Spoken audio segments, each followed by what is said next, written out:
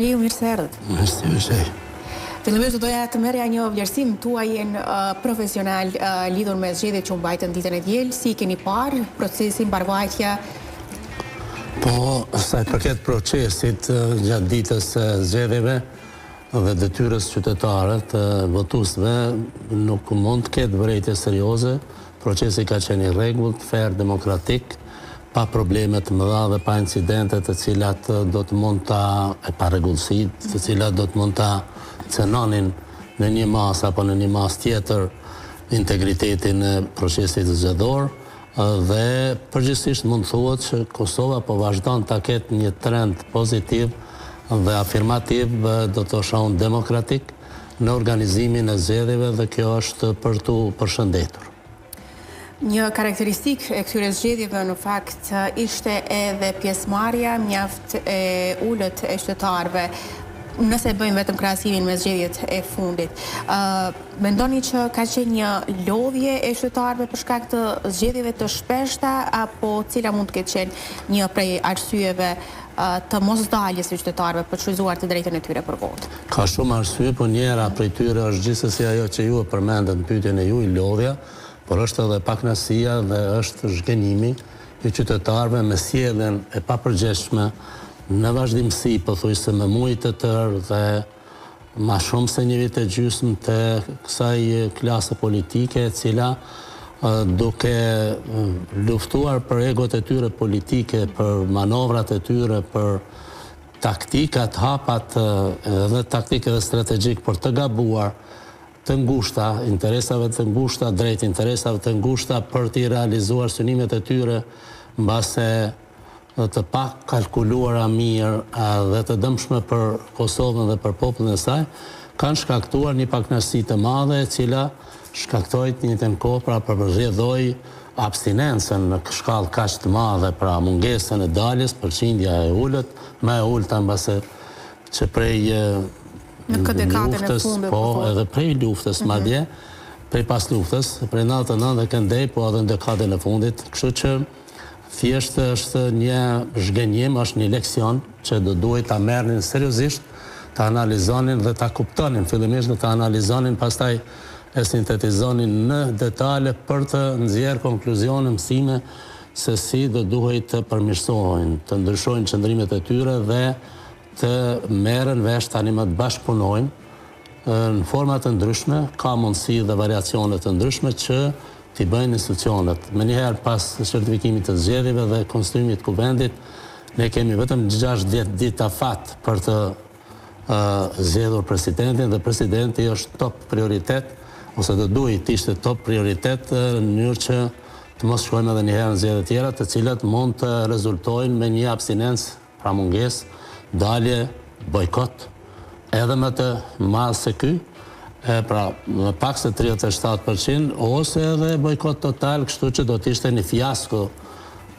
totale kësaj klase politike dhe një gjendje të cilën ata do duhet të kapitulonin politikisht, pra nuk kanë vend më se pse të dalin para votuesve dhe të kërkojnë votë, situatë tillë, prandaj është momenti i fundit që të reflektojnë dhe të bashkëpunojnë me njëri tjetrin, pozitë opozit, ose dy krahët veç e veç,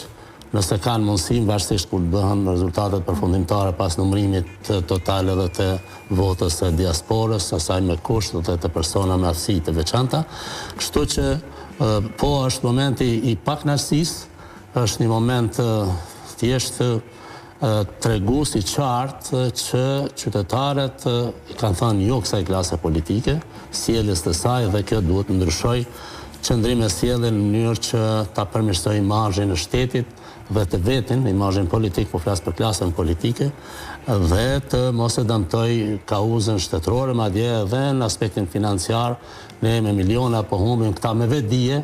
pilotë çojnë vendin në zgjedhje pa pasur nevojë, duke pasur mundësi, pra po flas para këtyre zgjedhjeve, kanë pasur mundësi të gjejnë një zgjidhje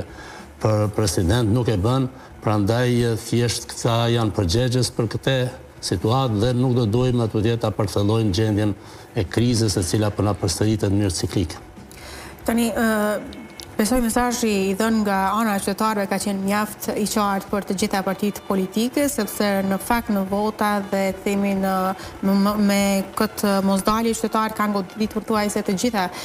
partitë politike, por mendoni që ky rezultat, pra me këtë mesazh që ka dhënë qytetari, do të ndryshojë fryma e bashkëpunimit në mes të partive politike, sepse ishte pikërisht mungesa e kësaj fryme që çoi vendin në zgjedhje, mungesa e një kompromisi, bashkëpunimi mes partive politike për krijimin e plotë institucioneve, në këtë rast në zgjedhjet e fundit e Kishit të Presidentes. Mendoni që do të ndryshojë themi fryma e bashkëpunimit pas mesazhit që është dhënë nga ana e qytetarëve? Nga ajo që mund gjykohet bazë deklaratave të eksponentëve politik, të partive kryesore politike, do duhet kishte një konkluzion të tillë, çfarë po dëshirojmë të gjithë ne,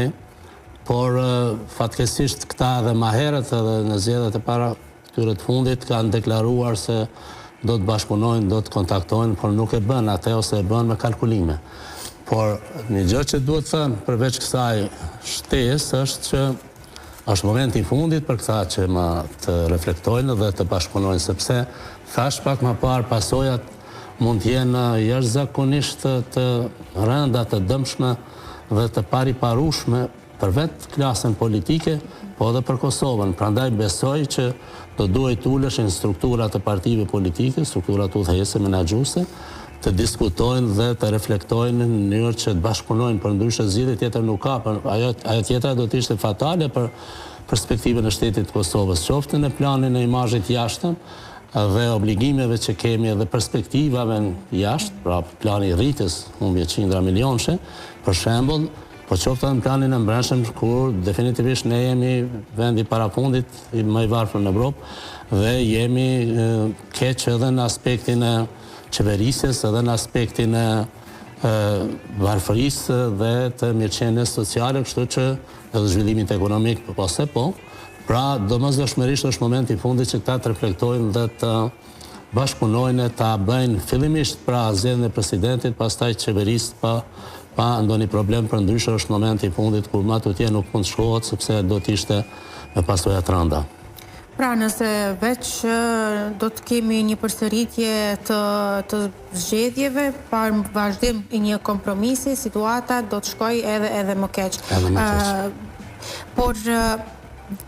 krahas pra përgjegjësisë që kanë ndaj qytetarëve, ndaj situatës në vendin tonë, partitë politike për krijimin e institucioneve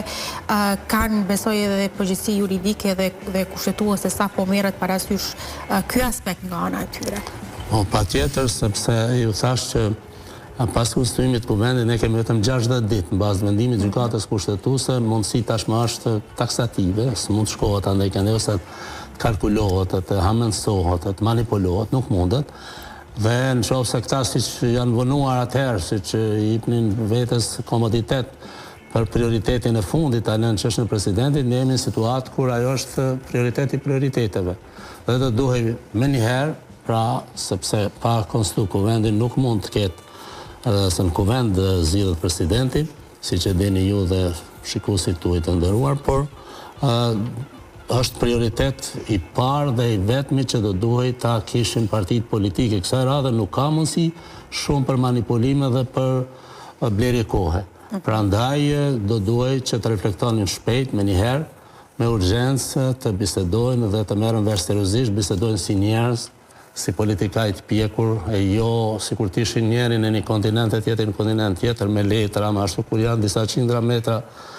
afër njeri tjetrit, po flas për liderët politik,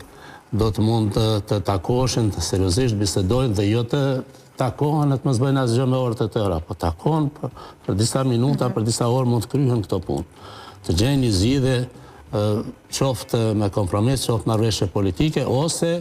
të ketë kësaj radhe një nivel i ngritjes vetdijes politike të vetë partive politike, mendoj unë. Edhe nëse nuk ka zgjidhje, do duhej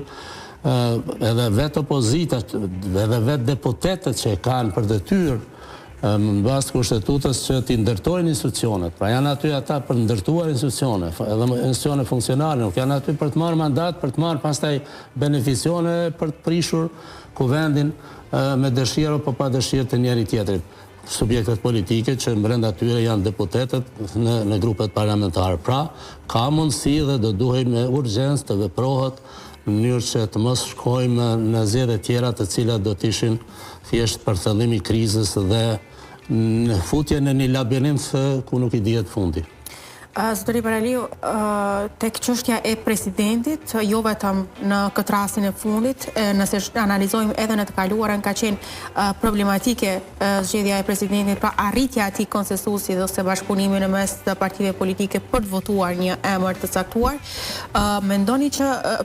së fundmi u diskutua nga edhe zonja Osmani për ndryshime kushtetuese, mendoni që duke marrë parasysh mënyrën se si kemi këtë frymën e bashkëpunimit nga partitë politike, do duhej që të keshim ndryshime kushtetuese që presidenti po ashtu të zgjidhej nga populli, apo duhet një reflektim nga ana e partive politike? Po, para se të përgjigjem në çështjen që ju e shtruat, më lejoni të konstatoj që ngritja e vetdijes ose eksponimi i një vetdije, të treguarit e një vetdije institucionale, pjekurie, edhe demokratike, edhe emancipimi politik, do të ishte që të krijohet forumi, të shkohet në seancën që caktohet për zgjedhjen e presidentit. Dhe të votohet për, kundër ose abstenim, gjë që është edhe një konstatim, një pikë e veçantë e një prej vendimeve të gjykatës kushtetuese, e cila I obligon deputetët që të qëndrojnë në sallë, pra të qëndrojnë në sallë, ta bëjnë kvorumin. Kjo do duhet ishte e para, e dyta, pastaj sa I përket ndryshimeve, po duhet, mirë po kjo merr kohë. Nëse ka debat publik, interesim publik, ka një pjekuri në themi edhe politike të kësaj klase politike që ta akceptoj, ta pranoj ndryshimin pra nga zgjedhja prej partive politike në kuvend të presidentit apo presidentes, shkohet në zgjedhje drejt për drejt nga populli, gjë që në 2012-13 ka pasur një pas asaj krize që kishte e që mandej erdhi një presidente me propozim të një shteti mik, thjesht ka pasur ligj për presidentin të nxjerrë, përgatitur. Ka marrë pjesë edhe unë si ekspert në punët. Ka pasur në punën e tillë. Ka pasur një ligj të ri për zgjedhjet, për ndryshim prej këtij që është mjaft problematik dhe kundërshtues, kontradiktor vetë me njëri tjetrin nenët. Edhe ai ligj ka qenë I gatshëm. Jo është propozua sepse ka qenë një komision special nga deputetë të kuvendit me ekspertë që edhe ndërkombëtar madje që të bëhen dhe në këtë detyra. Kur është prezantuar asaj klase politike nuk e ka pranuar. Kjo klasë politike që është sa vite e pa reformuar sa duhet, e pa ripërtrirë, e pa rotacionuar, thjesht janë përgjegjës edhe në këtë aspekt, sepse kanë pas në dorë që ta bëjnë edhe këtë punë që presidenti të zgjedhet me atë projekt ligj që është përgatitur dhe qëllimi ishte I tillë që presidenti të zgjidhen nga populli drejt për drejt nuk e kanë pranuar. Dhe tani kjo punë zgjat. Nëse I qasemi këtyre ndryshimeve, duhet ndryshohet kushtetuta, duhet ketë aty 2/3 e shumicës, pra nga 120 deputet, duhet ketë 2/3 pëlqim të pakicave, gjë që serbët mund të mos e japin dhe nuk e japin, se zakonisht nuk e kanë dhënë, po edhe komunitetet tjera pakicë mbase sepse kanë interesat e tyre, kanë të privilegjuara ato vendet të garantuara dhe të rezervuara që me disa qindra vota mund të fitohet mandati. E kështu me radhë, pra është një proces që kërkon kohë dhe tani nuk mund të flitet për te. Tani jemi në një urgjencë kombëtare, emergjencë kombëtare ndryshe, ku duhet vepruar shpejt, me vendosmëri, me përgjegjësi dhe korrektësi, edhe institucionale, po edhe me një sjellje etike dhe kombëtarisht të pjekur, pra patriotike ndaj votuesit I cili ka barë sovranitetin, ja ka dhënë besimin këtyre deputetëve që do të jenë tash në legjislaturën pasuese, dhe këta do duhet të formojnë institucionet. Nuk janë aty për të bojkotuar, për të sabotuar, për të penguar, për zvarritur formimin e institucioneve. Kërkon nuk shkruan, përkundazi kjo është shkelje edhe etike dhe morale dhe ligjore nëse doni, po edhe kushtetuese në aspektin e kushtetutës, sepse aty shkruan që mandati I deputetit është që të ushtrohet me përgjegjësi, madje edhe betimi kur bëhet, ata janë betuar që me përgjegjësi, përkushtim dhe panshmëri, dedikim, do t'i përkrajnë institucionet dhe do të kryejnë punë në favor të Republikës dhe qytetarëve të saj. Këtë s'po e bëjnë, këtë nuk gëzojnë të mos e bëjnë tashma. Definitivisht, qytetari va ka treguar vendin të gjithëve. Nuk është asnjë fitues real aty në këto zgjedhje. Janë të gjithë humbës. Për shkak të numrave të ulët që kanë dalë, disa parti të vogla kanë marrë disa vende në përqindje, janë më mirë, por në esencë kanë humbje votash të gjithë. Askush nuk është fitues. Të gjithë kanë humbur vota, ndërkaq zgjedhjet bëhen me vota dhe për vota. Kush merr vota më shumë, ai do duhet ishte fitues. Po ja që këtu për shkak të formulave matematikore dhe kombinatorikave që i ka brenda sistemi elektoral të ne, dikush partitë e vogla zakonisht është i dizajnuar i tillë që partitë e vogla të kenë përfitime. Dhe partitë më të vogla kanë pasur ca përfitime në këtë rast në përqindje, por në sens të gjithë kanë më pak, krahasoni me zgjedhjet e shkurtit, të gjithë kanë më pak, po dhe të dhjetorit, vota se që kanë pasur, pra të gjithë subjektet politike. Prandaj, kjo është humbje për të gjithë dhe është mësim, leksion dhe vrejtje serioze nga votuesi për të gjitha subjektet politike që të sillen më mirë, më me përgjegjësi dhe jo të bëjnë gara politike dhe manovra politike në dobi të qarqeve të ngushta partijake, klanore, e grupore, brenda e fraksionare nëse doni brenda subjekte politike, ose unë mendoj edhe interesa imagjinare, sepse nuk janë interesa ato as për partitë politike kështu si po sillen ato. Keni të bindur. Por po sillen si po sillen, qytetari ka thonë kështu nuk mund sillenim ato, duhet ndryshuar dhe duhet të reflektuar. Profesor, faleminderit shumë për kohën tuaj dhe këtë analizë detajuar që ndohat me shikuesit tanë. Faleminderit juve për ftesën. Tani do të bëjmë shpejt edhe një shpjetim